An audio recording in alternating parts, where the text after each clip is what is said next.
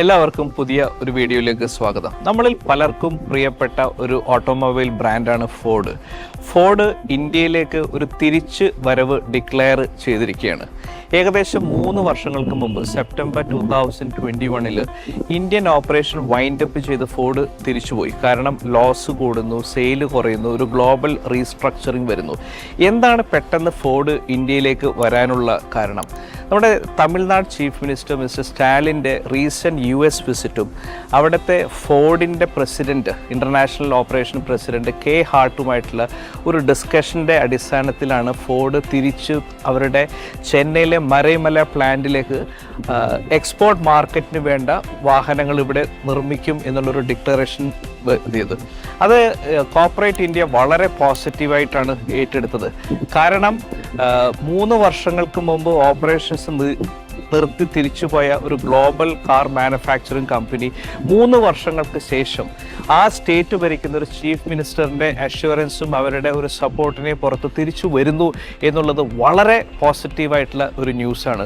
ഇപ്പോൾ എല്ലാവർക്കും അറിയാം, ചെന്നൈയിൽ ഏകദേശം 350 ഏക്കറിൽ മറൈമല എന്ന സ്ഥലത്താണ് അവരുടെ പ്ലാന്റ് ഉള്ളത്. ഏകദേശം 12,000 ആളുകൾക്ക് തൊഴിൽ കൊടുക്കാനുള്ള ഓപ്പർച്യൂണിറ്റി ഇപ്പോഴും ഉണ്ട്.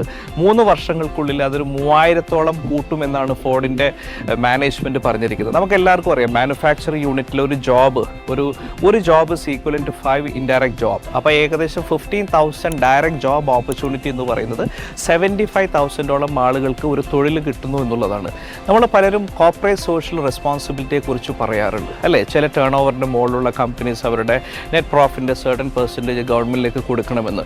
എന്നാൽ യഥാർത്ഥ കോർപ്പറേറ്റ് സോഷ്യൽ റെസ്പോൺസിബിലിറ്റി എന്ന് പറയുന്നത് ഒരാൾക്കെങ്കിലും തൊഴിലെടുക്കുന്ന ഒരു സംരംഭകം തുടങ്ങുന്നതാണ് ഏറ്റവും വലിയ സോഷ്യൽ റെസ്പോൺസിബിലിറ്റി. കാരണം ഒരു കൺട്രിയുടെ GDPക്ക് കൺസംഷന് പ്രധാനപ്പെട്ട ഒരു പങ്ക് വഹിക്കാനുണ്ട്. കൺസംഷൻ കൂടണമെങ്കിൽ ലിക്വിഡിറ്റി വേണം, ലിക്വിഡിറ്റി വേണമെങ്കിൽ ആളുകളുടെ കയ്യിൽ പണം വേണം, പണം വേണമെങ്കിൽ പെർമനൻറ്റ് ജോബ് വേണം. അപ്പോൾ ഒരു ജോബ് ക്രിയേഷൻ നടത്തുന്ന ഓൺട്രപ്രണറിന് എല്ലാവിധ സപ്പോർട്ടും കൊടുത്ത് ഗവൺമെൻറ്റും പൊതുസമൂഹവും കൂടെ നിർത്തണം. അതിൻ്റെ ക്ലാസിക് എക്സാമ്പിളാണ് തമിഴ്നാട് ചീഫ് മിനിസ്റ്റർ മിസ്റ്റർ സ്റ്റാലിൻ്റെ ഈ ഇൻ്റർവെൻഷൻ. ഇത് മാത്രമല്ല, ഇത് തരുന്ന വേറൊരു പ്രധാനപ്പെട്ട പോസിറ്റീവ് ന്യൂസ് എന്ന് പറയുന്നത് ഇന്ത്യ ഒരു ഗ്ലോബൽ ഓട്ടോമൊബൈൽ മാനുഫാക്ചറിൻ്റെ ഒരു ഹബ്ബായി മാറുന്നു എന്നുള്ളതും വളരെ പോസിറ്റീവായിട്ടുള്ള ഒരു ന്യൂസാണ്. Thank you very much for watching.